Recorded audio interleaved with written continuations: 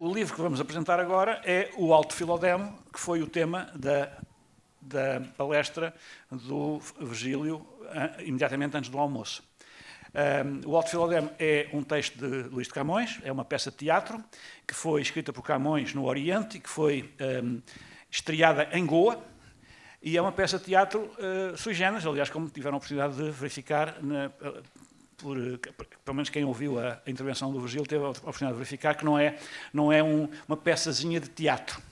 É algo que vai para além do teatro e que interpela, neste caso, o espectador e o leitor para outras cavalarias mais altas do que aquelas que aparentam estar subjacentes ao texto. Portanto, a primeira pergunta que eu faria ao Virgílio, porque a Saudade publicou uma nova edição, com o apoio do Banco Montepio, e o Virgílio foi um dos que esteve de serviço para prefaciar e para anotar a obra. E, portanto, é ele a pessoa indicada para nos dar algumas dicas úteis para o efeito. Portanto, vou começar. Virgílio, o que é que esta edição representa em termos do texto do Camões e para o conhecimento do Camões? Bom, em primeiro lugar, este texto de Camões teve duas edições iniciais, teve uma edição inicial e, entretanto, descobriu-se o mesmo texto no cancioneiro do Luís Franco Correia, que é um cancioneiro que vai de 1557 a 1589, onde constava um manuscrito desta peça de Camões. E o que é que acontece? Acontece que nesse manuscrito nós temos o texto integral, o que não acontece na primeira edição do texto. Porquê? Porque essa primeira edição do texto teve que ser sujeita à censura da Inquisição e há todo um conjunto de referências que desaparecem nessa primeira edição do Alto de Filodemo e que, felizmente, nós conseguimos encontrar na edição não censurada do mesmo texto no cancioneiro de Luís Franco Correia. E então nós temos efetivamente um estudo feito por um académico italiano que se debruçou sobre esse texto e temos esse texto integralmente publicado. E então o que é que nós fizemos neste texto? Pegámos nos dois textos, o do texto da primeira edição e o texto não censurado do cancioneiro, e reproduzimos exatamente aquilo que é o texto da primeira edição, mas com as referências do cancioneiro em falta. E há muitas referências importantes que dão um outro sentido completamente diferente ao texto. Portanto, aqui vocês vão encontrar, portanto, o texto integral nesta edição agora da Saudade. O que é uma vantagem, como se imagina, não é? Porque a parte censurada, como vocês vão perceber, é muito mais interessante do que a parte que não censurada. Pronto, mas é um à parte meu. Portanto, esta edição tem essa vantagem e tem que outras vantagens? Bom, há outras mais-valias. Porque, entretanto, o Alto, como entendem, é um texto que foi feito para ser representado. E, portanto, recorre a técnicas específicas de coloração da linguagem, de coloração das personagens, e isso faz com que na representação, ou naquilo que é a intenção do texto que é ser representado, há coisas que se tornam menos óbvias, porque é para ser representado numa linguagem corrida, portanto automática, e que deve ter um certo dinamismo. E, portanto, é mais difícil de encontrar e descortinar as tais ideias ocultas a que o Jorge de Sena muitas vezes se refere relativamente tanto à obra de Camões. E, portanto, há vários níveis de estratificação da narrativa e, portanto, da própria intervenção dos personagens, e que é necessário identificar. E se nós, numa primeira, segunda, terceira leitura, não conseguimos fazer, portanto, essa identificação devido a essa dificuldade, as notas ao texto ajudam bastante a imediatamente suscitar o interesse e a atenção do leitor para esses níveis de estratificação diferentes que o texto apresenta.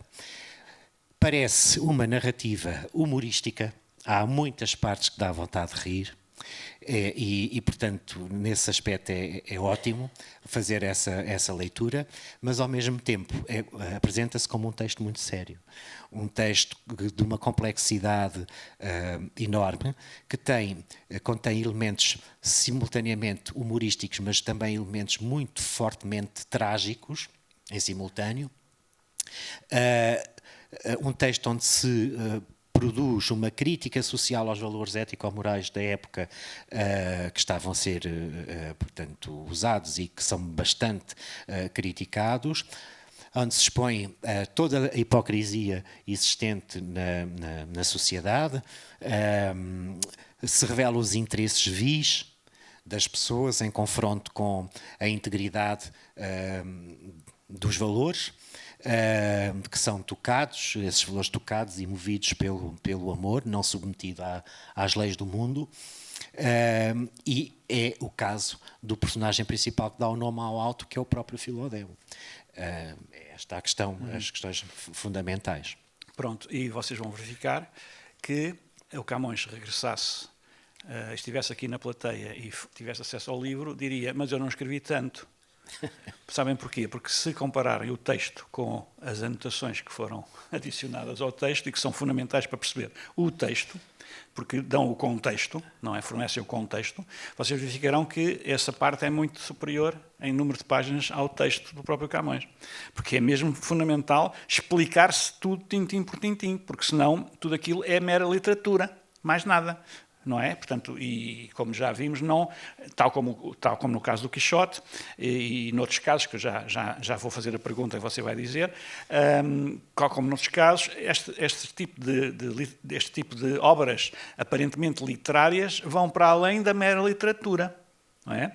Passa-se a mesma coisa, por exemplo, com a poesia do Fernando Pessoa, que é considerada mera literatura, e muitos dos textos do Pessoa são textos biográficos, onde ele expressa experiências extrasensoriais, como nós hoje diríamos, numa linguagem mais vulgar, e que ele chama de outra maneira, chama isso de outra maneira, mas agora não vamos entrar em detalhes, mas no caso particular desta obra, esta obra segue uma tradição. E que outros exemplos é que temos, contemporâneos, sobretudo, ou vá lá, que possam chegar ao século XVII, por exemplo, de outros autores que tenham escrito dentro da mesma tónica e tratando dos mesmos assuntos e dos mesmos temas. A primeira referência que temos a fazer a isso é ao autor que o Camões chamava o seu Hénio. O Hénio, portanto, era um poeta grego que depois acabou por vir para a Itália, já no domínio romano, e que foi muito importante na renovação da poesia épica latina, com base, portanto, na poesia romana. A grega, quero dizer.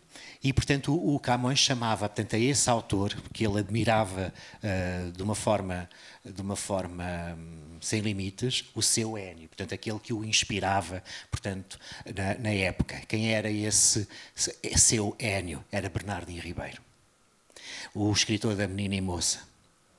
E, portanto, a primeira obra que nós temos, portanto, assim mesmo, que funda esta tradição, portanto, em Portugal, é efetivamente o Bernardino Ribeiro. É nessa, portanto, obra, A Menina e Moça, que nós encontramos os fundamentos daquilo que é a tradição pastoril em Portugal.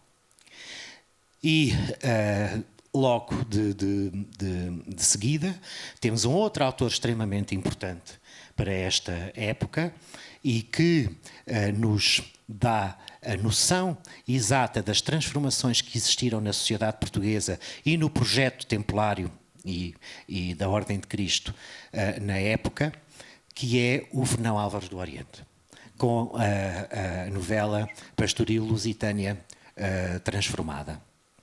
E que nos conta o que é que se está a passar, quais são as transformações fundamentais na sociedade portuguesa e o que é que acontece ou o que é que aconteceu a esta tradição que vivia desde tempos já quase imemoriais na Ordem do Templo, ou no interior da Ordem do Templo e no interior da Ordem de Cristo, e que a partir de 1529, especificamente, teve que se exilar desse local onde ela, portanto, era praticada e era transmitida, devido ao facto da Ordem de Cristo ter sido transformada de uma ordem de cavalaria numa ordem simplesmente monástica e os seus monges cavaleiros, à altura existentes nela, terem sido expulsos. Portanto, foram homens que ficaram sem teto, ficaram sem local onde a tradição que eles mantinham se pudesse transmitir. Tiveram que arranjar outra forma de o fazer. E essa forma que eles arranjaram foi exatamente fazer com que essa tradição encontrasse, portanto, uma forma de poder ser preservada e transmitida. Essa forma, portanto, encontramos-la nas novelas pastoris. Pronto, e aqui está uma das razões porque é fundamental estudar estes textos. Porquê? Porque estes textos são a expressão exatamente dessa doutrina professada pela Ordem do Templo e pela Ordem de Cristo, que ficou sem teto, como disse o Virgílio, eu diria, usando uma outra metáfora, ficou sem a tenda do deserto, não é? Como se fossem os judeus a caminho de Canaã, não é? Que tinham o seu tabernáculo e ficaram sem tabernáculo e, portanto, tiveram que enveredar por outras vias consentâneas com as necessidades de continuar a transmitir a sua doutrina que era uma missão sua, evidentemente. Portanto, isto é um assunto muito importante, porque normalmente pensa-se que isto é uma coisa menor, e não é. Isto foi uma coisa maior, isto é o princípio, se não exato, mas é a continuação da decadência portuguesa, que a partir de então é estrondosa. A partir de 1529, a nossa decadência é visível a todos, mesmo para os cegos. Ok? Portanto, e normalmente a historiografia esconde estes factos, faz de conta que não... Aliás, já me disseram na cara, são meras curiosidades. Ok, são curiosidades que explicam, inclusive, como é que nós chegámos ao estado em que estamos. Perdemos a identidade, perdemos tudo quanto tínhamos e passámos a ser órfãos, que é o que nós somos hoje em dia. E, portanto, a saudade, ao promover o estudo destes textos, que é um dos nossos trabalhos internos dos membros, que os membros são, digamos, são chamados aqueles que quiserem, evidentemente, são chamados a participar nesses trabalhos, estamos a promover, ou estamos a tentar promover exatamente o conhecimento dessas circunstâncias e da doutrina interna que iluminava estes textos. Pronto, que matérias mais importantes, de uma forma muito sucinta, o Filodemo pode... Isso é uma pergunta impossível de responder. Ok, mas pronto... Mas... Sucintamente. Escolha uma. Eu acho que vou escolher. Bom, as matérias que são tratadas nestas obras são matérias extremamente vastas. Eu destacaria, portanto, aqui um núcleo que... penso que será importante aqui realçar. A atenção e o amor pela consciência, pela voz interior, que se manifesta como o sinal divino da alma em cada indivíduo. Aqui, daí, por exemplo, nesta obra, o título Filodemo. Não é? A atenção a todas as matérias relativas à gnose da alma, ao conhecimento da alma. Um conhecimento de si próprio, não de si mesmo, não de si próprio. A gnose é o caminho que leva do conhecimento de si próprio para o conhecimento de si mesmo, como o Fernando Pessoa bem destaca. A abdicação da própria vontade, em favor da vontade de outra vontade, tal e qual como acontecia, portanto, com os cavaleiros templários. Quando eram sujeitos, um dos votos era a obediência. A obediência, exatamente. A abdicação da própria vontade em relação a outra vontade que se impõe, que é a vontade divina. O acesso que este processo permite ao amor como fonte de conhecimento que conduz a uma outra coisa diferente do conhecimento, que é a sabedoria. Há uma distinção entre estes conceitos. O papel do feminino, que nestas novelas é sempre importantíssimo, nesse processo de elevação e de libertação. Sem esse papel não há início da demanda, isso vemos desde os romances de cavalaria, com as damas, até, portanto, depois nas novelas pastoris com as pastoras. E a existência, em todas estas novelas, de companhias de pastores, que normalmente estão submetidas, a palavra não é submetidas, mas estão organizadas em redor de um pastor, que é o maioral, que é o seu chefe, muitas vezes presente, ainda vivo, outras vezes já não, só, portanto, como lembrança e como inspirador. E, neste sentido, a constituição de um grupo de pessoas que são todas elas fiéis de amor. São todas elas fiéis ao amor. Produziram votos próprios, feitos diretamente ao amor, não a nenhum maioral, não a nenhum pastor seu conhecido, não a nenhum chefe, não a uma instituição, mas há alguma coisa superior que os move.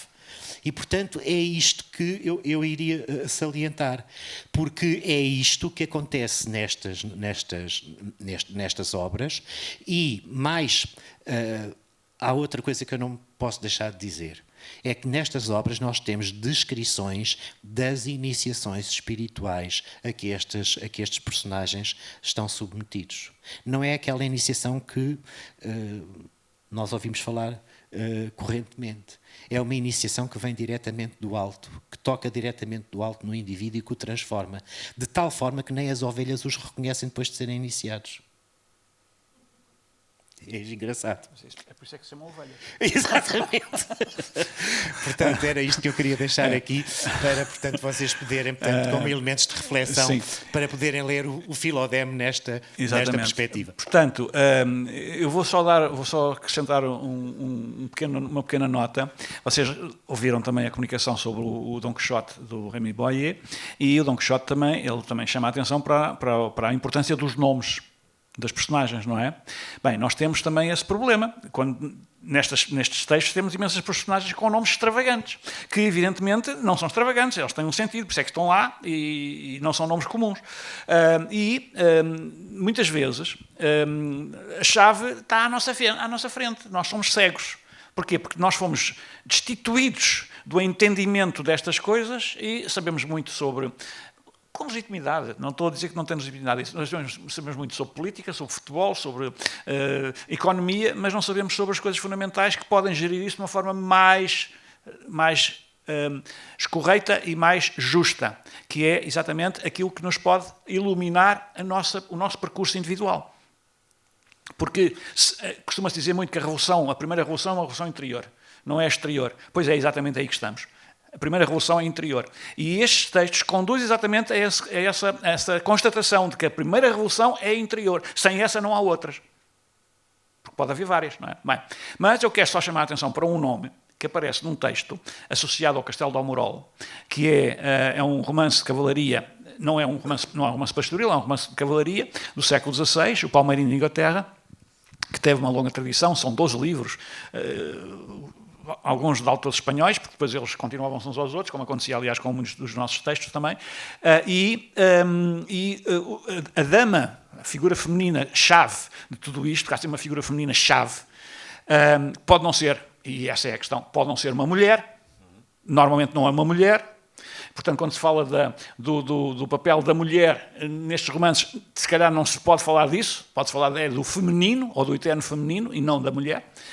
Porque o eterno feminino é comum ao homem e à mulher. Não sei se sabem, mas pronto, se não sabem, ficam a saber. E, portanto, nessa perspectiva, há uma personagem-chave no livro do Palmeirinho de Inglaterra, que é uma dama esquiva, que se esquiva face às curiosidades dos cavaleiros que a vão visitar a Almorol e que se esconde atrás dos merlões da muralha, e que, à medida que os cavaleiros vão mostrando a sua dedicação e o seu saber no processo, ela se vai descobrindo a pouco e pouco.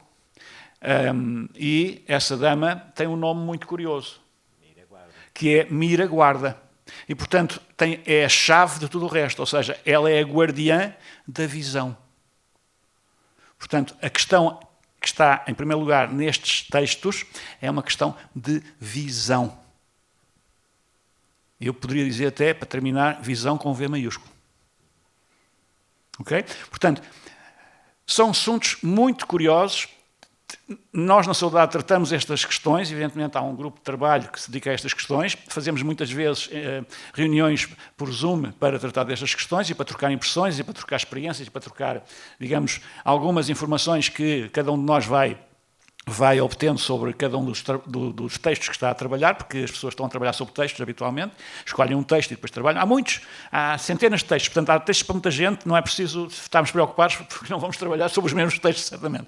E, portanto, porque nós somos os únicos, em Portugal, é a única nação europeia que trouxe esta tradição, e isso tem a ver com a persistência dos Templários, evidentemente, trouxe essa tradição até praticamente no século XIX. Mas ninguém tem. Acabou tudo no século XVI. Exceto nós. Até os espanhóis não tiveram. Os espanhóis, a última coisa que tiveram, e tem aquele aspecto extravagante, é o Dom Quixote. Ok? Portanto, se tiverem interesse em saber mais sobre isto, contatem-nos ou vão até ao site, porque há inclusive alguns vídeos que estão disponíveis para quem queira saber do que se trata, quando se fala de cavalaria espiritual, no contexto da saudade. A cavalaria espiritual é o nome que nós damos a uma espécie de seminário permanente em que tratamos estes assuntos de uma forma muito lata e também muito profunda, porque vamos analisar os textos e não ficamos a falar sobre ideias gerais. Portanto, se tiverem interesse nisso, já sabem, fazem favor de nos contatar e nos fazer as perguntas necessárias que nós esclareceremos da medida do possível. Muito obrigado. Desculpe. Só queria que anunciasse comigo a chegada desta tradição, não só até ao século XIX, mas depois até ao século XX, na pessoa do mestre, do Fernando Pessoa, que era e vamos dizer em conjunto, guardador de rebanhos. Quem é um guardador de rebanhos? O que é um guardador de rebanhos? É um... Portanto, já ouviram falar nos heterónimos, não é? Portanto, que é o autor de um longo poema intitulado assim. Bem, muito obrigado.